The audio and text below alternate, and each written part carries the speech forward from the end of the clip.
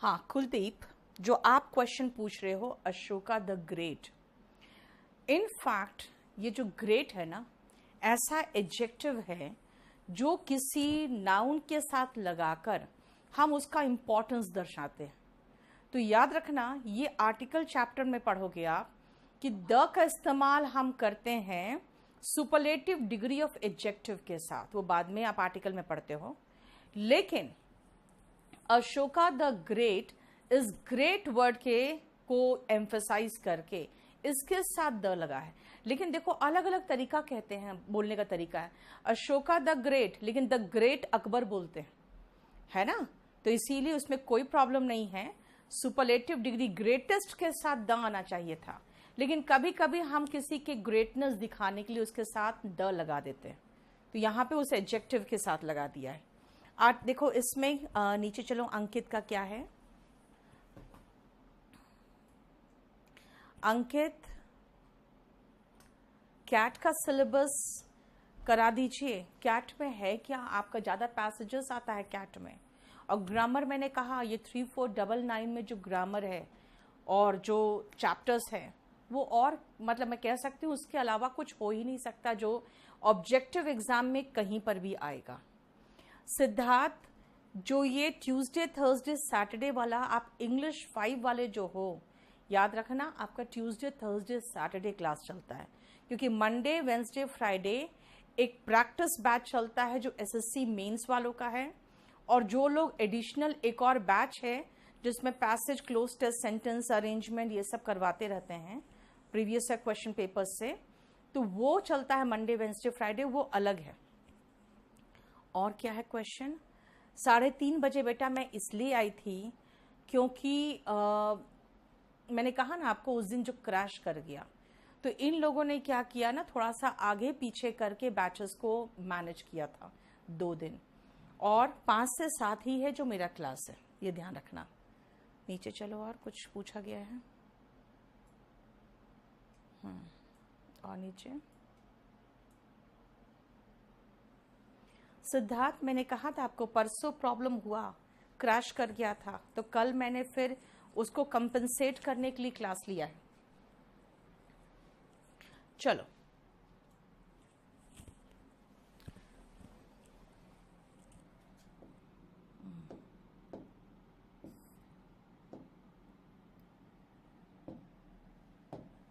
अब सुनो, मैं आपको वो बता दूं जो लास्ट क्लास में मैंने आपको पढ़ाया था, नाउन शुरू किया था, और मैंने आपको नाउन कहा था नेमिंग वर्ड है, फिर टाइप्स ऑफ नाउन बताया आपको, है ना। उसके बाद मैंने बताया प्रॉपर नाउन क्या है, कॉमन नाउन क्या है, एब्स्ट्रैक्ट, मटेरियल और कलेक्टिव बताया। लेकिन मैंने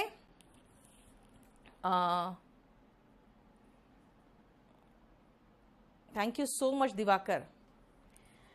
अब सुनो ध्यान से, मैं आपको दूसरी बात बता रही थी कि कॉमन नाउन को हमने डिवाइड किया।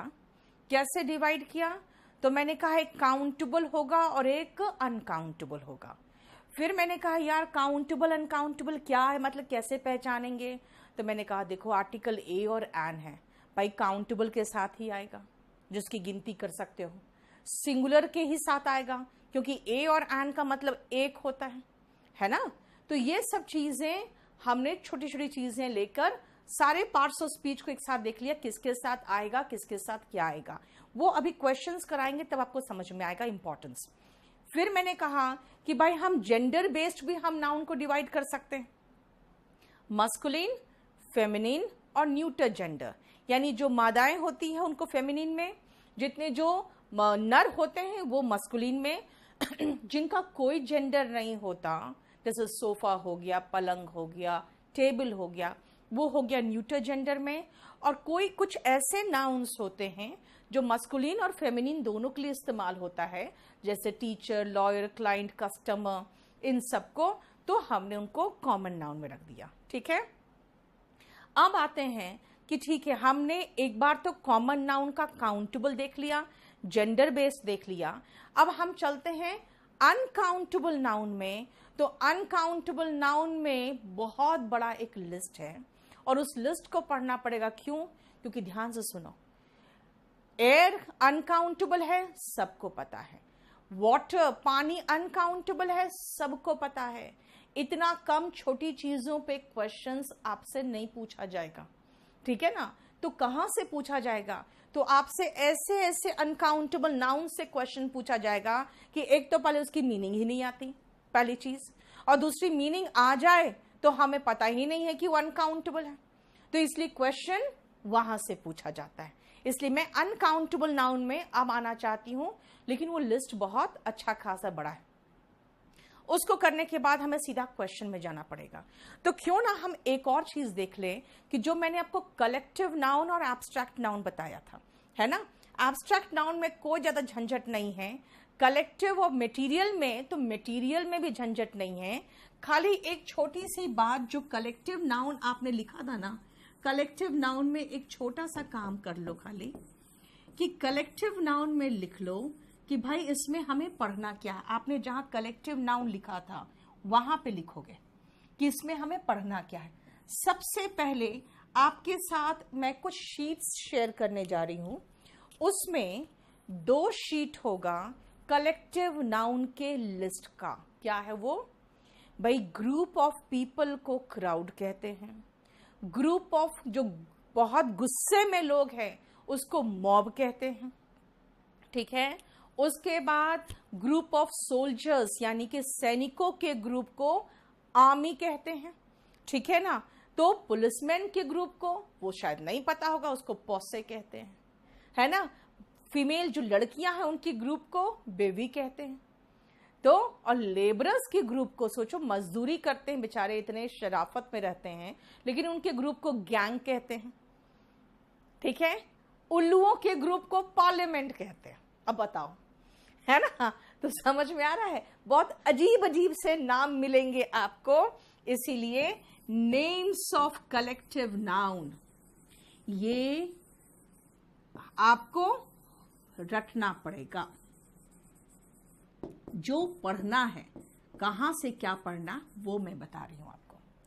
लेकिन कलेक्टिव नाउन का एक बहुत इंपॉर्टेंट पॉइंट है जो आपको सब्जेक्ट वर्ब एग्रीमेंट में भी देखोगे, और सेम पॉइंट आपका क्वेश्चन टैग करके एक चैप्टर है उसमें भी रिपीट होगा, ठीक है? एक और चैप्टर है क्वेश्चन टैग, उसमें भी रिपीट होगा, ठीक है? और कलेक्टिव नाउन का जो नेम्स है उसका मैंने बता दिया आपको कि वो हमें रटना पड़ता है, ठीक है? और दूसरा, या तो सब्जेक्ट वर्ब एग्रीमेंट देख लेंगे, नहीं तो क्वेश्चन टैग, वहां पे हमें इसका मिल जाएगा कि हमें क्वेश्चन आता है यहां से, ठीक है? तो ये जो चीज है वो अब रटना है, और ये आपके दूसरे चैप्टर में आपको देखना है, ठीक है? धीरेंद्र, अगर 50% सिलेबस आपका ग्रामर एंड लेटर राइटिंग से है टीजीटी पीजीटी में, तो ग्रामर तो सारा इसमें कवर्ड हो जाएगा। लेटर राइटिंग अगर बात करोगे तो लेटर राइटिंग अगर खुद कर रहे हो तो ठीक है, नहीं तो मेरा टीओटी का 3 का जो है वो ले लेना, ठीक है? अब सुनो, समझ में आ गया? तो कलेक्टिव नाउन को ये लिख के छोड़ देना। मैं आपको सब कुछ बहुत धीरे धीरे कराऊंगी, समझने की खाली कोशिश करना मैं बोलना क्या चाह रही हूं। अब आओ वापस चलते हैं। कहाँ? तो मैंने आपको क्या कहा था कि आपको ये जो ग्रुप, जो आपके अनकाउंटेबल नाउन से जिनकी गिनती नहीं हो सकती, क्वेश्चन वहां से बहुत आता है। क्यों आता है? क्योंकि एक तो मीनिंग ही नहीं पता, और दूसरा जब मीनिंग भी जान जाते हैं तो हमें पता नहीं रहता है कि उसको हम लोग काउंटेबल में यूज नहीं कर सकते हैं, ठीक है ना? काउंटेबल का मतलब गिनती की अगर बात कर रहे हैं। और ये जो लिस्ट है मैं आपको लिखवा रही हूं, इसलिए लिखो लिस्ट ऑफ अनकाउंटेबल नाउन्स, और इसके बाद हम लोग काफी क्वेश्चंस करेंगे ताकि आपको समझ में आए कि क्वेश्चंस कैसे आते हैं, ठीक है?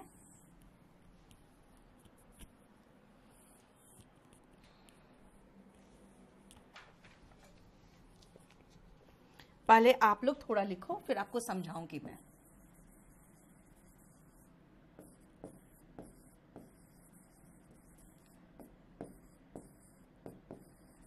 और आप लोग आगे चल के Tier 3 एग्जाम देने वाले हो, रिटन एग्जाम देने वाले हैं, इसलिए एक चीज खाली ध्यान रखना आप लोग कि हैंडराइटिंग बहुत अच्छा रखना। Cursive handwriting, small letter, capital letter का ध्यान बहुत रखना पड़ेगा आपको।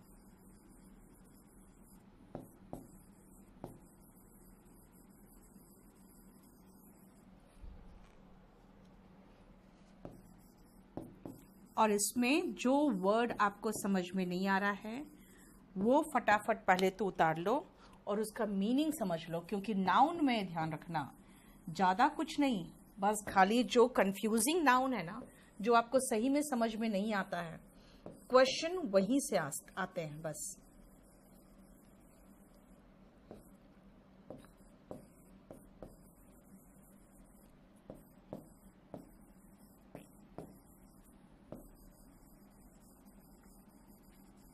ठीक है, चलिए।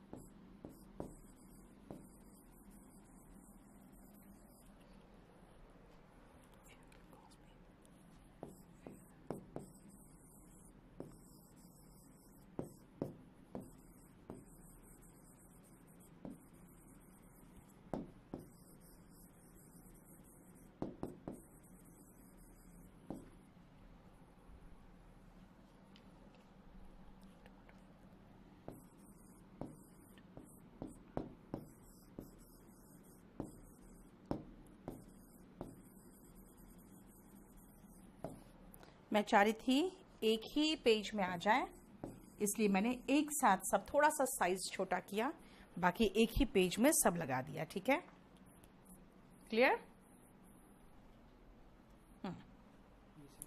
डाल दो।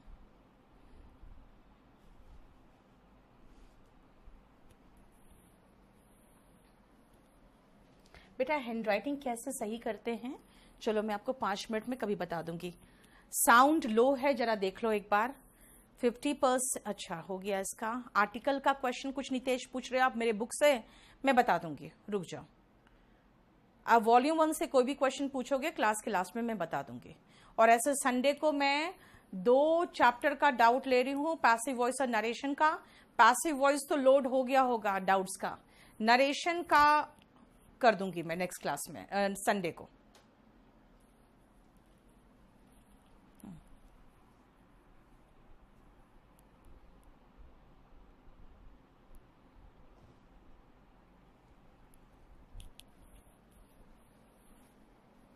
क्लियर? चलिए अब मैं आपको एक एक का मीनिंग बताने जा रही हूं, बहुत ध्यान से सुनना। और सब सारा वीडियो तो आपके पास सेव्ड ही है। अभी जानते हो जब मैं पढ़ाऊं ना, बहुत ध्यान से पढ़ो, एकदम अटेंटिव होके। एक भी क्वेश्चन आगे का नहीं पूछना, क्योंकि मुझे अच्छे से पता है 15-17 साल से पढ़ा रही हूं। आपके दिमाग में जो क्वेश्चन है वो मेरे पास ऑलरेडी आ चुका होगा, तो इसीलिए उसको आगे कहीं ना कहीं मैं बताने वाली हूं। जितना पढ़ाऊं ध्यान से पढ़ो, सेकेंड टाइम जब खुद देखो तो उस समय अपना नोट्स बना लो, ठीक है? अब सुनो, सीनरी का मतलब नजारा होता है। कहोगे नजारा का हम नजारे तो बोलते हैं, इंग्लिश में सीनरीज कुछ नहीं होता। इसका मतलब इन सब का बहुवचन नहीं बन सकता। इन सब में अगर आप चाहो कि ना हम तो SES लगा सकते हैं, तो वो बिल्कुल नहीं लगा सकते, यानी कि इनका किसी का बहुवचन नहीं बनेगा। अब ये आ जाओ पोएट्री में। पोएट्री और पोएम्स के बीच में बेटा डिफरेंस है। पोएट्री और पोएम्स के बीच में डिफरेंस है। पोएट्री का मतलब काव्य होता है ना? अब समझो ध्यान से, इसका मतलब मैंने बताया आपको नजारा, इसका मतलब मैंने बताया आपको नजारा, इसका मतलब होता है काव्य। तो पूछोगे काव्य और कविता में डिफरेंस क्या है? बेटा जो कविता होती है ना वो पोएम्स होते हैं, पोएम्स। तो पोएम का एस लगाओगे तो पोएम्स हो जाएगा। इसका मतलब ये कविता का कविताएं बन सकता है, लेकिन आप बोलोगे कि पोएट्री का पोएट्रीज बन जाएगा। बेटा पोएट्री का पोएट्रीज नहीं बन सकता। क्यों? अब सुनो, मैं एक कवित्री हूं, मान ही लो, 4-5 पोएम लिखने से कवित्री तो बन नहीं जाती। अब अगर मैंने बहुत ढेरों पोएम्स लिखा अपने जिंदा रहने पे, और मैंने आपने देखा कि मैंने ढेरों, कम से कम कुछ नहीं तो 25-50 पोएम्स आप देख रहे हो, तो मैं जब बहुत एजड हो जाऊं, लिखना बंद कर दूं, तो मेरा काव्य संग्रह निकलेगा ना, वो पोएट्री होगा। लेकिन उसके अंदर जो कविताएं मौजूद होगी ना, वो पोएम्स होगा। इसलिए पोएम्स काउंटेबल है, पोएट्री काउंटेबल नहीं है। अब इस एडवाइस की बात करोगे तो इसमें मैं आपको कुछ क्वेश्चन कराना है, इसलिए मैंने स्टार लगा दिया। एडवाइस का मतलब सलाह है। अब कहोगे कि नहीं, मेरे पिताजी ने मुझे एक सलाह दी, तो भाई एक सलाह की देख लो कहीं कोई प्रॉब्लम तो नहीं है। तुम लोग का डाउट्स आना बंद होता तो मुझे डर लग जाता है। तो एक सलाह दी, तो एक सलाह की अगर बात करोगे ना, तो वहां पे अनकाउंटेबल है। वो हम एक सलाह नहीं बोल सकते, सम एडवाइस बोल सकते हैं, नहीं तो अ पीस ऑफ एडवाइस बोल सकते हो, ठीक है? इसलिए एडवाइस का मतलब सलाह है जो अनकाउंटेबल है। इसको मैं क्वेश्चन कराऊंगी। फर्नीचर, फर्नीचर के नीचे के अंदर डेस्क, बेंच, चेयर, बेड सब कुछ आ जाता है, अलमीरा वगैरह सब कुछ आ जाता है। देखो कोई प्रॉब्लम तो नहीं है? यस या नो लिख के जवाब दे दो, खाली इतना लिख दो, नो प्रॉब्लम, ठीक है? फर्नीचर वगैरह के अंदर सब कुछ आ जाता है, इसलिए फर्नीचर के अंदर जो डेस्क और बेंच आता है उसको डेस्क और बेंचेस वगैरह लगा सकते हैं, लेकिन फर्नीचर में नहीं। अब जो हेयर है, जिसका मतलब बाल होता है, उससे रिलेटेड मैं आपको क्वेश्चन कराऊंगी, इसलिए मैंने यहां पे स्टार लगा दिया। इंफॉर्मेशन, अगेन ये सूचना है। अब कहोगे हम तो कहते हैं एक सूचना मिली, कुछ नहीं होता, एक सूचना मिली, ठीक है ना? Suchna, no problem, okay, thank you so much Pawan and Nitesh, Gujral भी। तो एक सूचना मिली, तो आप अगर आप कहोगे नहीं, हम तो कहेंगे आई गॉट एन इंफॉर्मेशन, गलत हो जाएगा। इंफॉर्मेशन अगर एन लगाओगे, अनकाउंटेबल के साथ मैंने कहा था SES नहीं आ सकता, तो ये ध्यान रखना कि इनके साथ फिर आप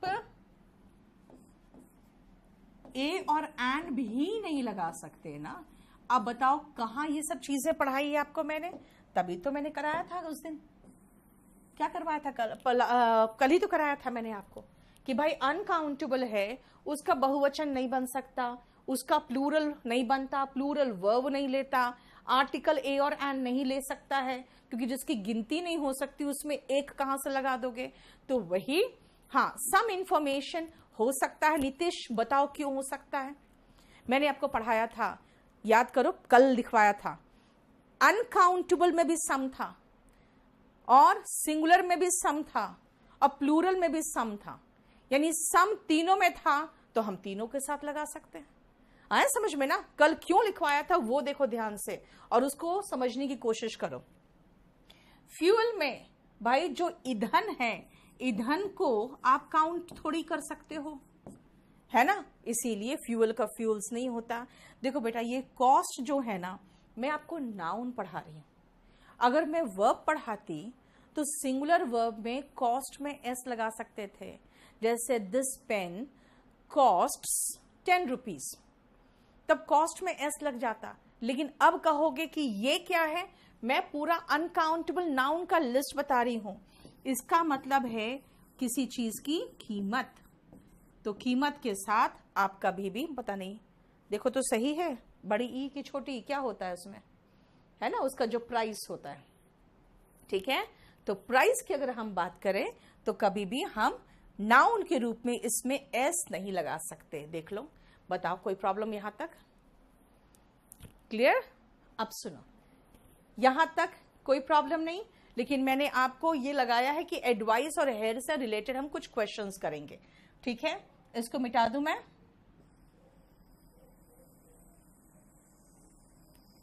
हटा दूं, चलो अब सुनो, बिजनेस की बात कर रहे हैं, तो बिजनेस अगर कहोगे कई बिजनेस तो कहेंगे मैनी बिजनेसेस नहीं हो सकता, मैनी काइंड्स ऑफ बिजनेस हो सकता है, मैनी टाइप्स ऑफ बिजनेस हो सकता है, आप मैनी बिजनेसेस नहीं होगा। बेटा many information are given, Saurabh जरा चेक करो, मैनी किसके अंदर लगाया था, जरा देखो तो, चेक करो तो, मैनी मैंने प्लूरल काउंटेबल के नीचे लगवाया था और इंफॉर्मेशन अनकाउंटेबल है। अब जरा लिस्ट चेक करो, लास्ट क्लास में जो मैंने अनकाउंटेबल पढ़ाया था, अनकाउंटेबल के नीचे कहीं मैनी था, तो फिर इंफॉर्मेशन के साथ मैनी कैसे लगा दोगे? याद करो, अनकाउंटेबल में मैंने सिंगुलर वर्ब लगाया था, आपने लिख दिया है मैनी इंफॉर्मेशन आर गिवन, आप प्लूरल वर्ब भी कैसे लगा सकते हो? तो मच इंफॉर्मेशन इज गिवन चलेगा, मतलब जो अनकाउंटेबल वाला लिस्ट था ना, जो जो चीजें थी उसमें, वो सब चल सकता है, राइट। कॉस्ट के साथ द लगा सकते हैं ना। हाँ देखो, मैंने क्या कहा था, द तो अकॉर्डिंग टू रिक्वायरमेंट हम किसी के साथ भी लगा सकते हैं, खाली ए और एन का चक्कर था कि प्लूरल के साथ नहीं आएगा और अनकाउंटेबल के साथ नहीं आएगा, ठीक है ना। क्लियर? चलो, द तो लग ही सकता है, a piece of information, very good Dheeraj. अब आओ ब्रेड, कहोगे मैंने 2 ब्रेड खाए, भाई जितने भी चीजों को आप पतला पतला करके खाते हो ना, जो काट काट के वो स्लाइस बनता है, इसलिए आम के भी स्लाइसेस खाते हो, ब्रेड के भी स्लाइसेस खाते हो, अगर पूरा पूरा खा जाओगे तो लोफ खा जाओगे, लेकिन ब्रेड का ब्रेड्स नहीं होता, ये ध्यान रखना कि ब्रेड की बात करें। अच्छा जरा इसको देख लो ध्यान से, स्टेशनरी का, ये NERY है, इसके अंदर जितने भी पेन, पेंसिल और एटसेट्रा लगा दो, जितने भी चीजें लिखने के काम में आती है ना, वो सब इसमें आता है। लेकिन ध्यान रखना, इसको हम एक एडजेक्टिव से कंफ्यूज कर जाते हैं, वो है स्टेशनरी।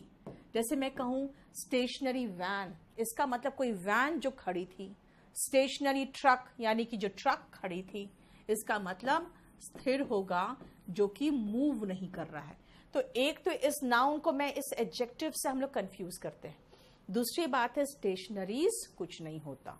और loaf of bread, yes very good, समझ में आया। 2 स्लाइसेस कहा धीरज, बिल्कुल सही है। क्यों? क्योंकि हम स्लाइस का स्लाइसेस कर सकते हैं, ब्रेड का ब्रेड्स नहीं कर सकते, ठीक है। जितने भी कप्स, प्लेट्स वगैरह होते हैं, जो भी टूटने फूटने वाली चीजें होती है ना, वो सारे क्रॉकरी में आते हैं। लगेज में जितने आपके बैग्स वगैरह होते हैं, वो सब आपका सामान जिसको लेके ट्रैवल करते हो, लगेज, बैगेज, देखो समझ में आ गया ना, ये सारा सामान है जिसमें आप अपने सामान भर के लेके जाते हो। बिहेवियर तो वर्ताव है, वर्ताव में को प्लूरल कैसे कर सकते हो? है ना। और ग्रैटिट्यूड का मतलब एहसान, कृतज्ञता जिसको कहोगे है, वो आप प्लूरल में कैसे कर सकते हो। क्लियर, समझ में आया। पीस बेटा Mayank Yadav, piece of bread अच्छा नहीं है। क्यों? क्योंकि ब्रेड जो स्लाइसेस काट के खाते हैं ना, वो ज्यादा अच्छा होता है। वो तुम कौन सा स्पेलिंग लिखे हो रितेश? सेवरल, यस, लेकिन बेटा सेवरल बिजनेसेस लगा दिए हो ना, बिजनेसेस वर्ड नहीं होता। ठीक है पूजा, देखो जिसका इस्तेमाल आप लिखने पढ़ने के लिए करते हो ना, लिखने के लिए खासकर कह सकते हो, वो सारा स्टेशनरी होता है। ठीक है, हो गया? बोलो कोई प्रॉब्लम इस लाइन में? नहीं, हटा दूं? अब आओ तीसरा लाइन में। जितने भी पोस्ट करने के लिए, यानी कि जितने भी आपके डाक टिकट हो गए, उसके बाद एक लिफाफा हो गया, है ना, चाहे पोस्ट कार्ड हो गया, वो सब का इस्तेमाल, जितनी भी चीजें होती हैं वो पोस्ट कार्ड इत्यादि, ये सब आ जाएंगे पोस्टेज में। जो चीज व्यर्थ गया, व्यर्थ वाला सामान,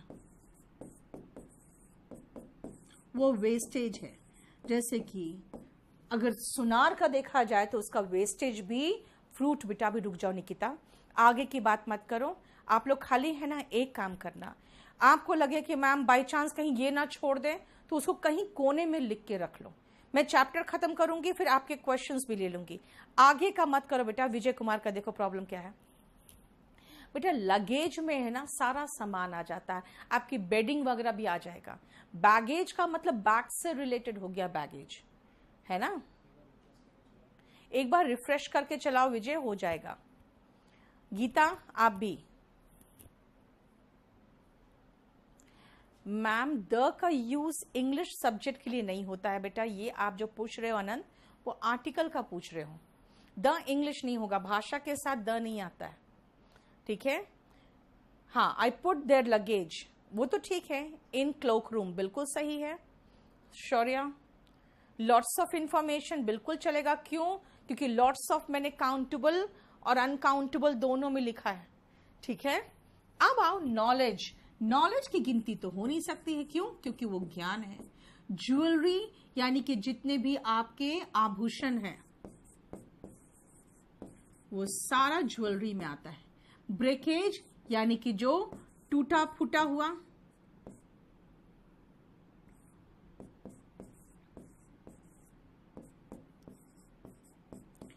ठीक है, ब्रेकेज। इक्विपमेंट, जितने भी यंत्र होते हैं वो इक्विपमेंट होते हैं। डर्ट एंड फिल्थ दोनों का मतलब गंदगी हो गया। अब खुद सोचो, गंदगी हो तो कहोगे इसका तो काउंटिंग नहीं हो सकता। ठीक है, आभूषण का तो काउंटिंग हो सकता है मैम, अज्ञान का नहीं हो सकता, लेकिन यहाँ सामान का तो हो सकता है। बेटा बात क्या है ना, सुनो ध्यान से। इक्विपमेंट यंत्र, तभी तो क्वेश्चन आता है I have many equipments in my laboratory. क्यों पूछा? क्योंकि हिंदी नहीं ही तो सारा का सारा चक्कर में डाला आपको। इसका हिंदी करते तो लगता है यार एक यंत्र होता है, दो भी तो यंत्र होते हैं। तो इन सब के चक्कर में ही तो गलतियां होती है, जो अब हम क्वेश्चंस करेंगे। लेकिन ध्यान रखना, जितना दे दिया है उसको एकदम अच्छे से याद रखना। क्यों याद रखे भाई? हवा, पानी, ये सब अनकाउंटेबल है। एक बच्चा छोटा सा भी बता देगा भाई, जो नहीं बता सकता है वो नहीं बता सकता ये। और क्वेश्चन फिर यहीं से आते हैं। ज्वेलरी में बेटा ऐसे होगा, आर्टिकल ऑफ ज्वेलरी। अभी मैं आ रही हूं स्वीटी, अगर आप कहोगे मैम इसका बिल्कुल असाइनमेंट कराएंगे बेटा, रुको अंकित, मैं क्लास में ही इतना करा दूंगी आपको, आप निश्चिंत रहो। और उसके बाद अब वॉल्यूम 1, वॉल्यूम 2, ठीक है, और 900 और 1000 बुक्स कर लेना। लॉकडाउन खुल जाए तो ठीक है, नहीं तो हम 10-12 दिन में सबके ई बुक्स ला देंगे। रुक जाओ भी, इतना टेंशन मत लो। ठीक है, आपको लग रहा है ना कि बुक्स की जरूरत है, बुक्स की जरूरत। आप खुद सोचो ना, मेरा लाखों करोड़ों का घाटा हो रहा है, मेरा सब कुछ बंद पड़ा हुआ है, तो आपसे ज्यादा हड़बड़ी तो मुझे होगी, है ना। इसीलिए सब निश्चिंत रहो,